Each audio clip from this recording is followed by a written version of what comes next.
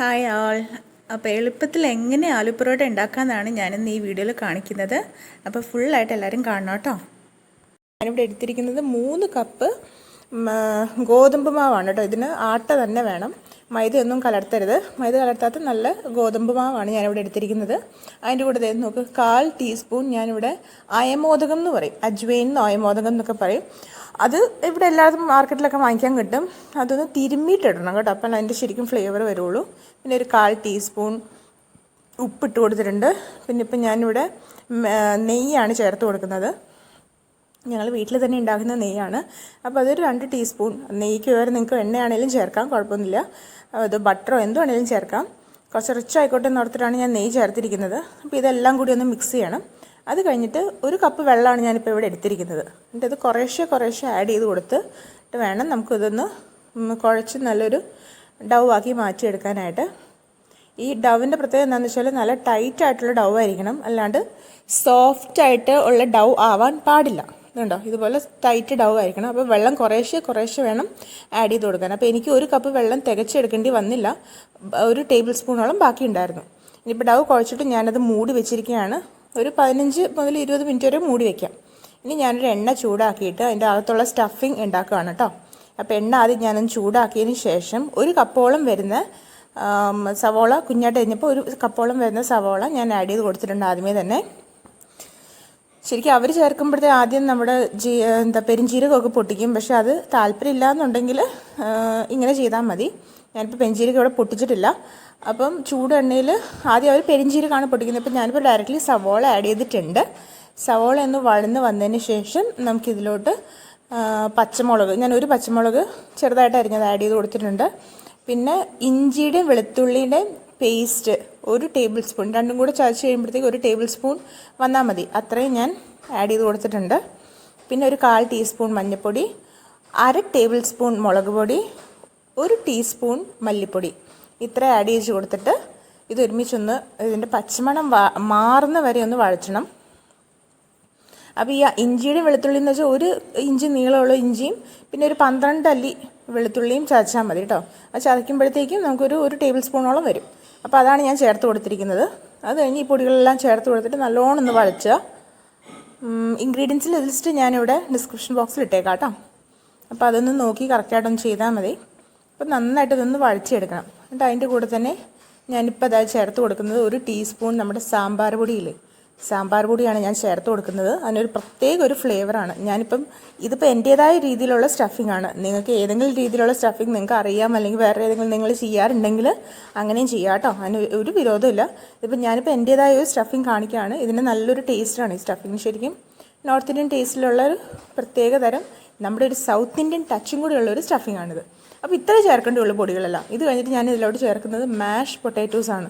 പക്ഷേ എല്ലാവരും ഒന്ന് ക്ഷമിക്കണം, കാരണം ഇപ്രാവശ്യം എനിക്ക് കിട്ടിയിരിക്കുന്ന മാഷ് പൊട്ടാറ്റോസിൽ അതായത് ഉരുളക്കിഴങ്ങിൽ കുറച്ച് മോശം ഉരുളക്കിഴങ്ങ് ഉണ്ടായിരുന്നു. അപ്പോൾ അതിലിങ്ങനെ കട്ടയായിട്ട് കിടക്കുക. അത് ശരിക്കും നമ്മൾ ആലു പൊറോട്ട ഉണ്ടാക്കുന്ന സമയത്ത് കട്ടയായിട്ട് ഉരുളക്കിഴങ്ങ് കിടക്കാൻ പാടില്ല. അതുണ്ടോ, ഇടയ്ക്കിടയ്ക്ക് വൈറ്റായിട്ട് കിടക്കുന്നുണ്ടോ, അങ്ങനെ കിടക്കാൻ പാടില്ല. ഇനി അഥവാ അങ്ങനെ ഉണ്ടെങ്കിൽ തന്നെ നിങ്ങളത് ഗ്രേറ്റ് ചെയ്തെടുത്താൽ മതി. മനസ്സിലാക്കി, ഒരു ഗ്രേറ്റർ വെച്ച് നിങ്ങളത് ഗ്രേറ്റ് ചെയ്തെടുത്താൽ മതി. അപ്പോൾ എനിക്കതിന് ടൈം കിട്ടിയില്ല, അതുകൊണ്ട് ഞാൻ അങ്ങനെ തന്നെ മാഷ് ചെയ്ത് ഇടുക ചെയ്തത്. അപ്പോൾ നല്ല ഉരുളക്കിഴങ്ങ് കിട്ടുവാണെങ്കിൽ കുഴപ്പമില്ല കേട്ടോ. പക്ഷേ ഇപ്പോൾ എനിക്ക് മോശം ഉരുളക്കിഴങ്ങ് കിട്ടി, എനിക്കതിൽ ഇടയ്ക്ക് കട്ടകൾ കിടക്കുന്നുണ്ട്. അങ്ങനെ നിങ്ങൾ നോക്കി വാങ്ങിക്കണം. ഇനി അഥവാ കിടക്കുന്നുണ്ടെങ്കിൽ അത് എടുത്ത് കളയുക, അല്ലെങ്കിൽ അത് ഗ്രേറ്റ് ചെയ്തിടുക, അങ്ങനെ എന്തെങ്കിലും നിങ്ങൾക്ക് ചെയ്യാം. അപ്പം ഞാനത് എടുത്ത് കളഞ്ഞിട്ടില്ല, അപ്പോൾ അങ്ങനെ തന്നെ അത് കിടക്കുകയാണ്. അപ്പം നമ്മുടെ മാവ് ഒരു 15 മിനിറ്റ് കഴിഞ്ഞപ്പോഴത്തേക്ക് റെഡി ആയിട്ടുണ്ട്. അപ്പം ഞാനത് മൂടി തുറന്നിട്ട് ഞാനത് ഒന്നും കൂടി ഒന്ന് കുഴച്ചെടുക്കുകയാണ് കേട്ടോ. ചെറുതായിട്ടൊന്നൊരു 2 മിനിറ്റോളം ഒന്ന് കുഴച്ചാൽ മതി. അത് കഴിഞ്ഞിട്ട് ഞാൻ അതിൽ നിന്നൊരു വലിയൊരു ഉരുള എടുത്തു. അത് കയ്യിൽ വെച്ച് തന്നെ ഒന്ന് പരത്തി കൊണ്ടുവന്ന് നടുക്കൊരു കുഴി വെച്ചിട്ട് ഞാനതൊരു ചെറിയൊരു ബൗൾ പോലെ ആക്കി, ഒരു കുഴിയുള്ളൊരു ചെറിയൊരു ബൗൾ പോലെ ആക്കിയെടുക്കും. എന്നിട്ട്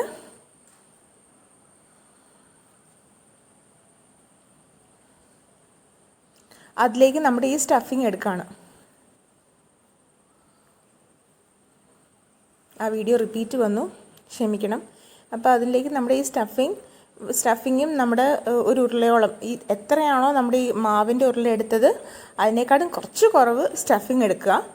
എന്നിട്ട് അത് ഒരു ഉരുളയാക്കിയിട്ട് ഏതാണ്ട് ഇതുപോലെ കുഴിയാക്കി ഒരു ബൗൾ പോലെ, ഒരു ചെറിയൊരു ബൗൾ പോലെ ആക്കിയിട്ട് ആക്കി നന്നായിട്ട് അടിഭാഗം നല്ല തിന്നാവണം, മേൾഭാഗവും നന്നായിട്ട് തിന്നായിട്ട് മാക്സിമം വലിച്ച് മുകളിലോട്ട് ആക്കി അടിഭാഗം നന്നായിട്ട് തിന്നാക്കിയിട്ട് അതിനകത്തോട്ട് നമ്മുടെ ഈ സ്റ്റഫിങ് ഉണ്ടല്ലോ, നമ്മൾ ഉണ്ടാക്കി വെച്ചിരിക്കുന്ന മസാല, അതും ഇത് എത്ര എടുത്തു അതിനെക്കാട്ടും കുറച്ചുകൂടി കുറവ് എടുത്ത് ഇതുപോലെ ഉരുളയാക്കിയിട്ട് അതിനകത്ത് വെച്ച് കൊടുക്കുക. എന്നിട്ട് അത് അകത്തോട്ട് പ്രസ് ചെയ്യുക. ഈ ഉരുള അകത്തോട്ട് പ്രസ് ചെയ്തതിന് ശേഷം കണ്ടോ, അതങ്ങനെ അകത്തോട്ട് പ്രസ് ചെയ്ത് മറ്റേ നമ്മുടെ ഗോതമ്പ് മാവ് മുകളിലോട്ട് വലിച്ച് കൊണ്ടുവന്ന്, ഇപ്പോൾ ഇടയ്ക്കിടയ്ക്കേ കാണുന്നുള്ളൂ, കാരണം ഞാൻ വലിക്കുന്നതിൻ്റെ ആവേശത്തിൽ വീഡിയോയിൽ വരുന്നുണ്ടോ എന്ന് നോക്കാൻ ഞാൻ മറന്നുപോയി. അപ്പോൾ ഇടയ്ക്കിടയ്ക്ക് ഇങ്ങനെ അത്ര ഇതായിട്ട് കാണില്ല, പക്ഷേ ഇതിങ്ങനെ വിരലുകൊണ്ട് തന്നെ ഇങ്ങനെ ഞെക്കി അതിന് കനം കുറച്ച് അടുപ്പിച്ച് കൊണ്ടുവന്ന് അത് സ്റ്റഫിങ് അകത്തോട്ട് തള്ളി വെച്ച് അടുപ്പിച്ച് കണ്ടോ, ഇങ്ങനെ അടുപ്പിച്ച് കൊണ്ടുവന്നിട്ട്, വീഡിയോ എടുക്കണതിൻ്റെ ആവേശത്തിലാട്ടോ ഇതിങ്ങനെ മറിഞ്ഞു പോയത്. ഇതിങ്ങനെ അടുപ്പിച്ച് കൊണ്ടുവന്നിട്ട് ഇതിങ്ങനെ ഇപ്പോൾ എനിക്ക് കിട്ടിയിട്ടുണ്ട് ഈ പരുവത്തിൽ.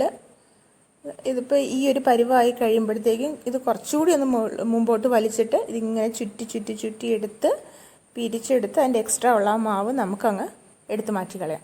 എന്നിട്ട് ഇതാ മുകൾ വശം ഇപ്പോൾ ഇങ്ങനെ ഇരിക്കും. അവിടെ കൈ കൊണ്ട് ഇങ്ങനെ അമർത്തി കൊടുത്ത് സ്മൂത്താക്കിയിട്ട് നമുക്ക് നമ്മുടെ ഈ ഗോതമ്പ് പൊടി ഉള്ളതിനകത്തോട്ട് മുക്കി, സാധാരണ നമ്മൾ ചപ്പാത്തി പരത്തില്ലേ അതുപോലെയല്ല, അതിനെക്കാട്ടും കുറച്ചുകൂടി സോഫ്റ്റായിട്ട് ഒന്ന് പരത്തി കൊടുക്കുക. അപ്പം ഗോതമ്പ് പൊടിയിൽ ഞാൻ മുക്കിയിട്ടുണ്ട്. ഇനി നമുക്കതൊരു ചപ്പാത്തി പരത്തുന്ന കല്ലിൻ്റെ പുറത്ത് വെച്ചൊന്ന് പരത്തി കൊടുക്കാം. സാധാരണ നമ്മൾ ചപ്പാത്തി പരത്തുന്ന പോലെ തന്നെയാണ് ഇത് പരത്തേണ്ടതും, പക്ഷെ കുറച്ച് സോഫ്റ്റായിട്ട് പരത്താനൊന്ന് ശ്രദ്ധിക്കുക. അതുണ്ടോ അവിടെ വീർത്ത് വന്നിരിക്കുന്നുണ്ടോ, അത് ആ കട്ടയായിട്ട് കിടക്കുന്ന ഉരുളക്കിഴങ്ങാണ്. എല്ലാ ഉരുളക്കിഴങ്ങും ഒരുപോലെ സ്മാഷായി നല്ല പേസ്റ്റ് പരുവത്തിൽ ആയിക്കഴിഞ്ഞാൽ ഈ പ്രശ്നമില്ല. പക്ഷേ ഇടയ്ക്ക് ഇങ്ങനെ എൻ്റെ കട്ടയായി കിടക്കുന്ന കാരണമാണ് ഇടയ്ക്ക് അതുപോലെ ഇങ്ങനെ കാണുന്നുണ്ടോ, തെളിഞ്ഞ് കാണുന്നുണ്ടോ, അത് കട്ടയുള്ളതുകൊണ്ടാണ് കേട്ടോ. അപ്പം നിങ്ങൾ ശ്രദ്ധിച്ച് വാങ്ങിയ, അല്ലെങ്കിൽ ഉണ്ടെങ്കിൽ കട്ട എടുത്ത് കളഞ്ഞാലും മതി. ഇതുണ്ടോ, ഇനി ഞാൻ മെത്തേഡ് നമ്പർ 2 കാണിക്കാം. ഇതൊരു മെത്തേഡ്. ഇനി മെത്തേഡ് നമ്പർ 2 എന്ന് വെച്ചാൽ 2 ചെറിയ ഉരുളകൾ എടുക്കുക. നമ്മൾ ആ എടുത്ത വലിയ ഉരുളല്ലേ അത് 2 ആക്കി, അതുപോലെ 2 ചെറിയ ഉരുള എടുത്തിട്ട് ഒരു പൂരിയുടെ വലുപ്പത്തിൽ ഇതൊന്ന് പരത്തിയെടുക്കുക. ഇതായിരിക്കും എനിക്ക് തോന്നുന്നത് ഫ്രണ്ട്സിന് കുറച്ചുകൂടി എളുപ്പമായിട്ടുള്ള മെത്തേഡ്. പക്ഷെ മറ്റേ ഞാൻ ആദ്യം കാണിച്ച മെത്തേഡാണ് ഇതിൻ്റെ ശരിക്കുള്ള മെത്തേഡ്. അപ്പോൾ ഇതൊരു എളുപ്പ വഴിയാണിത്. അപ്പോൾ ഇങ്ങനെ ഒരു പൂരിയുടെ വലുപ്പത്തിൽ പരത്തിയെടുത്തതിന് ശേഷം നമ്മുടെ സ്റ്റഫിങ് അതുപോലെ തന്നെ ഒരു ഉരുളയാക്കി എടുത്തിട്ട് അതിൻ്റെ പുറത്തൊന്ന് ഒന്ന് വെച്ച് കൊടുക്കുക. കണ്ടോ, അവിടെ വീണ്ടും കട്ടകളായിട്ട് കിടക്കുകയാണ്. നിങ്ങളൊന്ന് ക്ഷമിക്കുക, നിങ്ങൾ ചെയ്യുമ്പോഴത്തേക്കും. ഇപ്പം ഞാനിങ്ങനെ ഒരു വീഡിയോ എടുത്താലും നിങ്ങൾക്ക് മനസ്സിലായല്ലോ കട്ടകൾ കിടന്നു കഴിഞ്ഞാൽ പ്രശ്നമാണെന്നുള്ള കാര്യം. അപ്പം അങ്ങനെ അത് മാറ്റി വെച്ചതിന് ശേഷം അടുത്ത ഉരുള അതേ വലിപ്പത്തിൽ തന്നെ പരത്തിയെടുക്കുക. പരത്താൻ എളുപ്പമാണല്ലോ. അപ്പോൾ അതുപോലെ തന്നെ പരത്തിയെടുക്കുക. എന്നിട്ട് ആദ്യം നമ്മൾ പരത്തി സ്റ്റഫ് ചെയ്ത് വെച്ചിരുന്ന എടുത്ത് വെച്ചിട്ട് അതിൻ്റെ മുകളിലോട്ട് രണ്ടാമത് പരത്തിയ പൂരിയുടെ അതങ്ങ് വെച്ച് കൊടുക്കുക. എന്നിട്ട് വിരൽ കൊണ്ട് രണ്ടും അങ്ങോട്ട് ഒട്ടിക്കുക, സീൽ ചെയ്യുക. ശരിക്കും നന്നായിട്ട് വിരൽ കൊണ്ട് അതങ്ങ് സീൽ ചെയ്തതിന് ശേഷം, സീൽ ചെയ്യുമ്പോൾ ശ്രദ്ധിക്കണം, അകത്ത് എയർ ട്രാപ്പ് ആവാൻ ചാൻസ് ഉണ്ട്. അപ്പോൾ ഇതുപോലെ കൈകൊണ്ട് അമർത്തി കൊടുത്ത് അകത്ത് ട്രാപ്പായിരിക്കുന്ന വായുവിനെ നന്നായിട്ട് കളഞ്ഞിട്ട് ഇത് ചപ്പാത്തി കോല് കൊണ്ട് ഒന്ന് പരത്തി കൊടുക്കുക. പരത്തി കൊടുക്കുമ്പോൾ അതിൻ്റെ എഡ്ജസൊക്കെ, അതിൻ്റെ അറ്റമൊക്കെ നന്നായിട്ട് തിന്നായിട്ട് പരന്ന് കിട്ടും നമുക്ക്. ഇപ്പം ഞാൻ പരത്താണ്. അപ്പോൾ നമ്മുടെ കട്ടയായിട്ട് കിടക്കുന്ന ഉരുളക്കിഴങ്ങൊക്കെ എത്തി നോക്കുന്നുണ്ട്. ഞാൻ ഇതൊന്നുകൂടെ പരത്തി വെച്ചിട്ടുണ്ട്. ഇനി ഞാനിതൊരെണ്ണം ചുടുന്ന ഇത് നമുക്ക് എങ്ങനെ ഇത് ചുട്ടെടുക്കാമെന്നുള്ളതിൻ്റെ ഒരു വീഡിയോ കൂടെ കാണിച്ചു തരാം കേട്ടോ. അപ്പോൾ ഇനി ഞാനിത് ചുടാൻ പോവാണ്. അപ്പോൾ അതിനായിട്ടൊരു പാൻ നല്ല ഹോട്ടായിരിക്കണം. ഒരു നോൺ സ്റ്റിക്ക് പാനാണ് ഞാനിവിടെ എടുത്തിരിക്കുന്നത്. നല്ല ചൂടായതിന് ശേഷം ഇതങ്ങ് ഇട്ട് കൊടുത്തിട്ട് ഒരു സൈഡ് ഏകദേശം വെന്ത് വരുമ്പോഴത്തേക്ക് ഒന്ന് കൊമ്മളുകൾ പോലെ വരും. എന്നിട്ട് അടുത്ത സൈഡ് ഇട്ട് കൊടുക്കുക. എന്നിട്ട് ഒരു ടീസ്പൂൺ നെയ്യ് അതിൻ്റെ പുറത്ത് ഒഴിച്ചു കൊടുക്കുക കേട്ടോ. ഇതായിപ്പോൾ നമ്മുടെ ആലു പൊറോട്ട റെഡി ആയിട്ടുണ്ട്.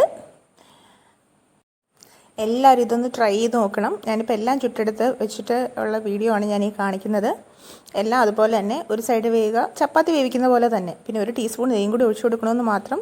ഇതുണ്ടോ, എല്ലാം നല്ല നല്ല തിന്നായിട്ട് വന്നിട്ടുണ്ട്. ഇത് 2 മെത്തേഡിൽ ഏത് മെത്തേഡാണോ നിങ്ങൾക്ക് സിമ്പിളായിട്ട് തോന്നുന്നതെന്ന് വെച്ചാൽ ട്രൈ ചെയ്യണം. ട്രൈ ചെയ്തിട്ട് അഭിപ്രായം കമൻറ്റ് ബോക്സിലൂടെ അറിയിക്കുക. Thank you.